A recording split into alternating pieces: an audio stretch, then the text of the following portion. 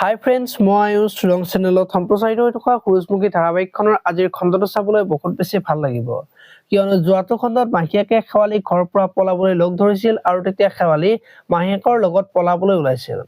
আৰু তেতিয়া নন্দই লগৰ লগত মদ খাই আছিল আৰু তেতিয়া লগৰ দুজনক মদৰ লগত খাবৰ কাৰণে মাংস আনিবলৈ কোৱা দেখিবলৈ পাইছিল। আজিৰ খণ্ডটোত শেৱালী আৰু মাহীয়েকে ঘৰৰ পৰা ওলাই যাব আৰু তেতিয়া নন্দৰ লগত মদ খাই থকা বন্ধু দুজনে শেৱালী আৰু মাহীয়েকক দেখা পাব। আৰু তেতিয়া এই ৰাতি কলৈ যোৱা বুলি সুধিব আৰু তেতিয়া মাহীয়েকে নন্দক বিচাৰি অহা বুলি কব আৰু বন্ধু দুজনে আমাৰ লগতে আছে, বিচাৰি যাব নালাগে বুলি কব আৰু তেতিয়া শেৱালীহঁত তাৰ পৰা পলাই যাব আৰু দূৰত গৈ গাড়ী ৰখি থাকিব আৰু সেইখিনি সময়তে শুনে ৰাস্তাৰ ফালে খোজকাঢ়ি থাকিব।